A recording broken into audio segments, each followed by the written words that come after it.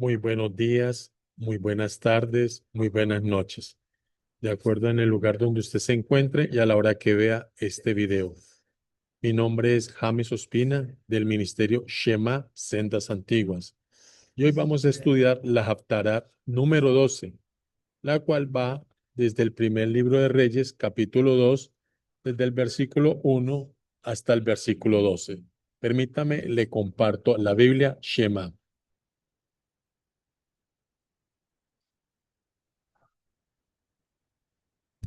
Ahí la debemos estar viendo.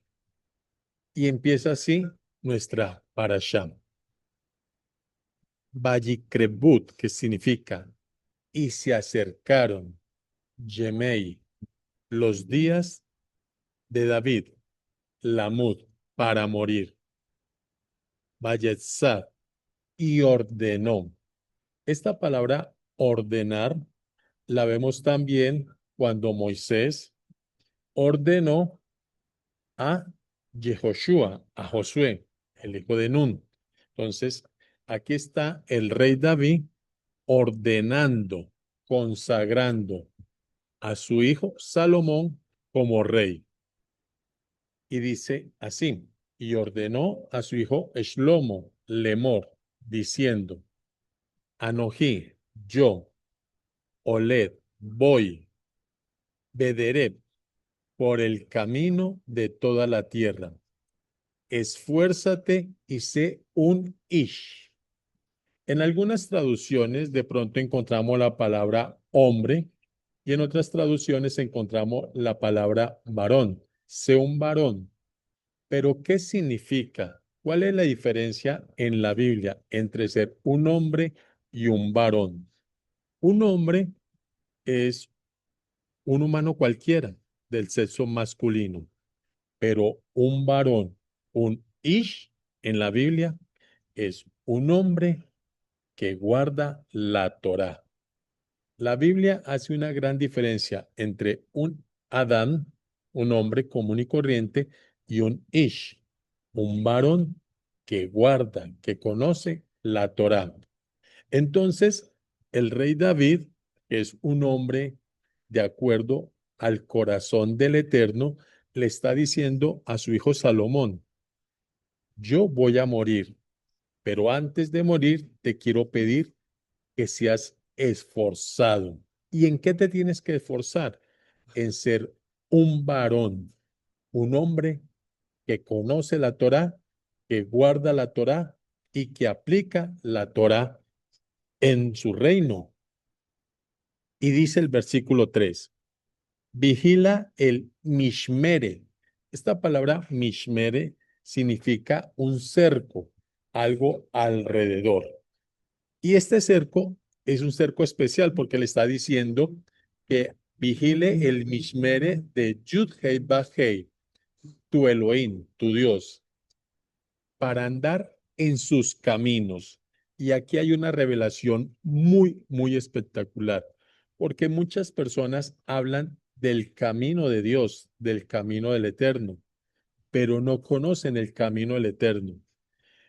Lamentablemente, algunas religiones han hecho del camino del eterno lo que ellos creen que es el camino del eterno. Pero este versículo 3 nos va a dejar muy, muy claro en qué consiste el camino del eterno. Y dice así, vas a observar sus jukot, sus promesas y sus misbot, sus mandamientos, sus mishpatim, que se ha traducido como juicio, pero también se traduce como el debido proceso. Cada mandamiento tiene un debido proceso, una debida forma correcta de hacerlo. Bet Edutaf y sus testimonios. Wow, realmente vale la pena escudriñar la palabra. Es bueno escuchar los líderes religiosos, pero así como la iglesia de Berea que escuchaba a Pablo y ahí mismo iban a la escritura y comprobaban que lo que Pablo decía era conforme a lo que estaba escrito, nosotros en este versículo 3 estamos corroborando, comprobando y aprendiendo lo que significa verdaderamente el camino del Eterno, el camino de Dios. Y el camino de Dios son sus Jukot, sus promesas, sus misbot, sus mandamientos, sus mishpatim, los debidos procesos, la forma correcta de realizar los mandamientos y sus testimonios. ¿Cómo es posible que en algunos campamentos digan que están en el camino del Eterno y no guardan sus mandamientos? No tiene sentido. La Biblia nos está corroborando que el camino de nuestro Creador son sus mandamientos, sus promesas y sus debidos procesos. Y al final habla de los testimonios. ¿Cómo podemos dar un verdadero testimonio de estar en el camino del Eterno si no estamos guardando sus mandamientos? De la manera que está escrito en la Torá de Moisés, de Moshe en hebreo. Muchas personas creen que cuando hablamos de la Torá, de la ley de Moisés, es como si Moisés tuviera unos mandamientos aparte o se hubiera inventado unos mandamientos aparte, a diferencia de los mandamientos del Eterno. Cuando hablamos de la ley de Moisés, de la Torá de Moshe, estamos hablando de los mismos mandamientos que el Eterno le entregó a Moisés en el monte. Entonces, uno no es diferente de los otros. Los mandamientos, la ley de Moisés es la misma ley de Dios. Entonces, David le está diciendo a su hijo, esfuérzate, sé un varón, pero no cualquier varón, un varón que guarda los mandamientos. Y le dice, vigila el mishmere, ese cerco que hay alrededor. Y ese cerco está compuesto por hukots, promesas, por misbot, mandamientos, mishpatim, juicios o debidos procesos y testimonio. Si nosotros no estamos guardando las promesas, los mandamientos y estamos haciendo el debido proceso y no damos testimonio a los que nos ven, no estamos caminando en el camino del Eterno, no somos Ish, varones de Torah, o Isha, varonas de Torah, y no estamos dando para nada un testimonio que hable del mishmere, del cerco que hay alrededor de nosotros y que es directamente testimonio de que estamos caminando en los caminos del Eterno. Y dice, para que tengas tashkil. La palabra tashkil es discernimiento. La encontramos también en el libro de Josué. Lo que pasa es que la han traducido pésimamente mal, porque dice, para que prosperes. Y todo el mundo cree que ese prosperar es económico, pero ahí no habla de la palabra prosperar. Ahí la palabra en hebreo, tanto en el libro de Josué 1:8, 1:9. Ahí habla de tasquil, no habla de economía, no habla de que te vas a ganar el baloto, no habla de que vas a ser cada vez más rico. Ahí lo que habla es de tener discernimiento, tasquil. Por eso cuando guardamos la ley de Dios, la Torah de Moshe, lo hacemos para que el poder de lo alto nos dé tasquil, discernimiento en todo lo que hagamos y en todo lo que emprendamos y a donde nos vayamos a dirigir. Versículo 4. En razón de lo cual dejará en pie Yud-Hei Baj-Hei su palabra, su promesa. ¿Cómo podemos nosotros clamar al Eterno acerca de sus promesas? El versículo 4 nos lo está dejando muy claro. En razón de lo cual dejará en pie, en firme, Yud-Hei Baj-Hei su palabra. En firme en cuanto a qué? En cuanto al mishmere, al cerco. del Eterno. Y ese cerco está compuesto por Jukot, promesas, por Misbot, mandamientos, por Mishpatim, por juicios, y por Edutab, testimonios. Si nosotros estamos en el camino, estamos en el Mishmere, dentro del cerco del Eterno, el Todopoderoso dejará para ti y para mí en pie, firme, su palabra, sus promesas. Y sigue diciendo David a Shlomo, en razón de lo cual el Todopoderoso dejará en firme su palabra que me habló, diciendo, si tus hijos guardan mi camino. ¿Cuál es el camino? Sus mandamientos, sus promesas, sus juicios, andando lefanai, delante de mí, con emed, con verdad, de todo su corazón y de toda su nefesh, de toda su mente. Jamás, dice, faltará a ti, Ish, varón, en el trono de Israel. El Eterno le había prometido a David que siempre habría un rey en el trono y era un rey de su descendencia. Solo tenía que estos reyes guardar y cumplir una condición. ¿Y cuál era? Caminar en los caminos del Eterno. Siempre, siempre guardar las promesas, los Jukot, guardar los misbot, los mandamientos, los mispatín, los justos juicios y dar testimonio. Si eso lo cumplía la descendencia de David y de Shlomo, en su descendencia no iba a faltar rey en el trono de Israel. Lamentablemente vemos que la historia nos contó que los reyes que fueron descendientes de David no guardaron los mandamientos y por el contrario, hicieron lo malo delante del Eterno.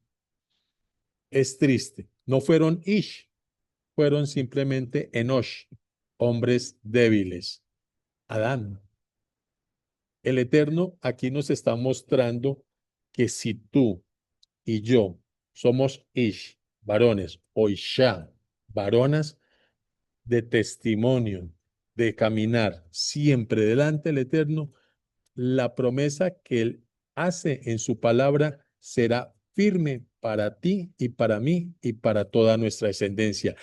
Wow, eso siempre es como un aliciente. O sea, a mí se me erizan los vellos por cuando escucho estas palabras y saber que si tú y yo caminamos en los mandamientos del Eterno y enseñamos a nuestros hijos a caminar en sus mandamientos, las promesas. ¿Y cuáles son las promesas del Eterno?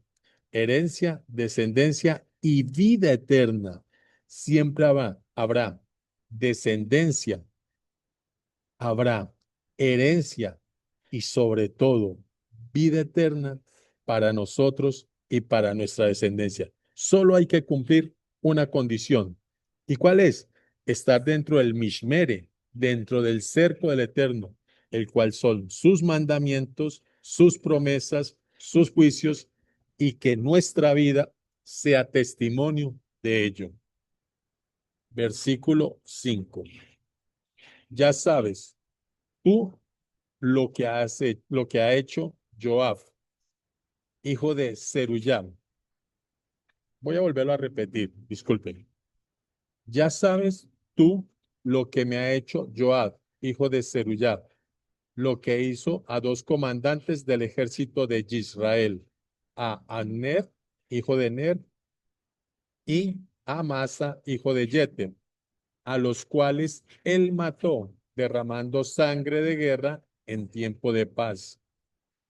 Y puso sangre de guerra en su cinto que está sobre sus lomos y en el calzado que tenía en sus pies.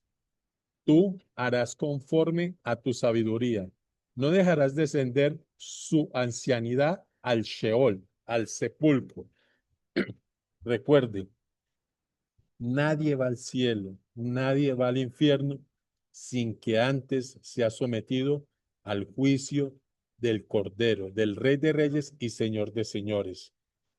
Siempre que encontremos la palabra Sheol, esa palabra significa sepulcro.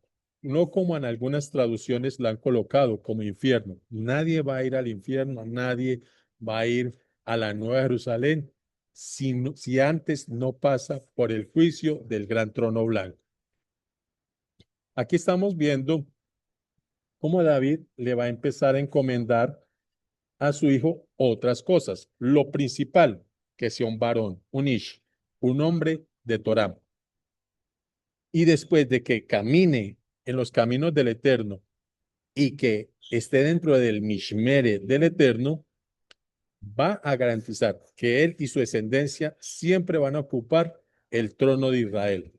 Después de eso, David le va a encargar a su hijo unos detalles. Y aquí empieza el primero. Habla de Joab, un general del ejército de Israel. Recuerde que Joab mató a Abner y mató también a Amasa. ¿Por qué los mató? Porque estos dos comandantes tenían un desempeño excelente delante del reino y del rey David. Este hombre, Joab, que era primo del rey David, para no perder el ser el comandante del ejército de David, mató a Abner y mató al otro general, Amasa, pero lo hizo solo para conservar su puesto. ¿Qué está haciendo David? Está instruyendo a su hijo porque ve que Joab no es una buena persona y que la ambición de Joab va mucho más allá de proteger a Israel y de cumplir con su cargo. Es un hombre ambicioso que puede hacer lo que sea, va a hacer lo que sea con tal de conservar su cargo. Entonces, David le dice a Shlomo, a Salomón, cuídate de Joab, es un asesino. Por lo tanto, no dejes que esté a tu lado. Tienes que ejecutarlo.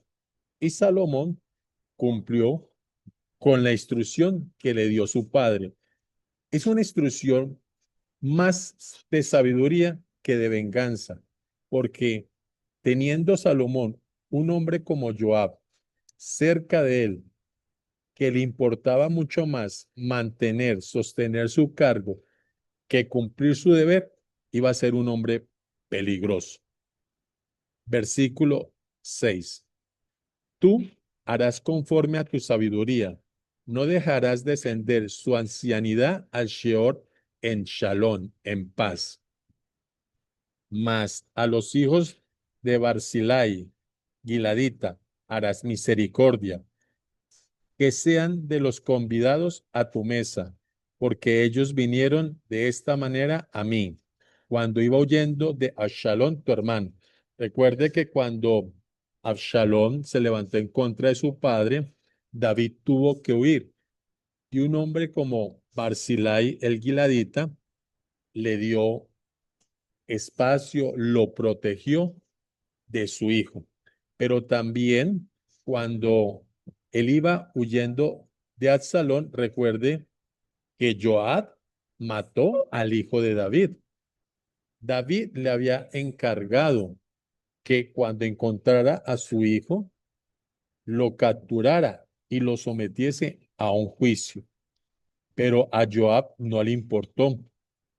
Vio a Absalón colgado de un árbol. Recuerde que cuando él huía tenía un cabello muy abundante, quedó enredado y lo primero que hizo Joab fue quitarle la vida.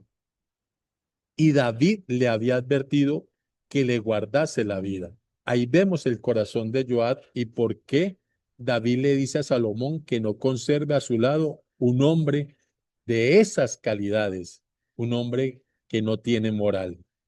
Pero cuando iba huyendo, encontró misericordia de parte de este hombre, el cual le está diciendo a su hijo, a Barzilai, al que tuvo misericordia conmigo, ten misericordia con él. Y es más, no solamente misericordia, invítalo a tu mesa. es un gran hombre. Pero también vemos que en esa huida encontró otro personaje. En las Biblias encontramos la palabra maldecir. Leamos el versículo 8 para que lo entendamos.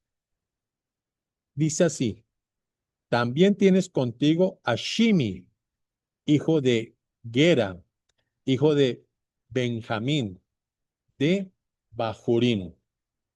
Este Shimi, cuando el rey David huía de su hijo Absalón, lo primero que hizo fue, y la Biblia lo traducen así, maldecirlo. Pero recuerde que en hebreo, maldecir no significa lo mismo que para nosotros los occidentales, mientras que para los occidentales la palabra maldición es como si le saliera a alguien un orzuelo o fuera una persona de malas. Bueno, le pasara todas las cosas malas. En hebreo, la palabra maldecir no significa lo mismo. Para maldecir hay dos palabras en hebreo. Una es la palabra klalal, que es deshonra, y otra es meherad, que es la palabra para cortar, para que una persona no tenga vida eterna. Aquí se usa la palabra klalal, que es la palabra para deshonra. Entonces David le está diciendo, en cuanto a Shimi, ese hombre que me deshonró, en su Biblia dice, me maldijo, pero en realidad, acuérdese que ahí está usando la palabra klalal, que significa deshonra. Entonces, vamos a volver a leer el versículo 8. También tienes contigo a Shimi, hijo de Gera, hijo de Benjamín, de Bahurín. Behud Kilelani, que significa el cual me deshonró. Recuerde, ahí no dice me maldijo, el cual me deshonró, que el Alá, con deshonra grande, el día que yo iba a Mahanayim, mas él mismo descendió a recibirme al Jardín, al Jordán. Y yo le juré por Yudhei Bajei diciendo, yo no te mataré a espada.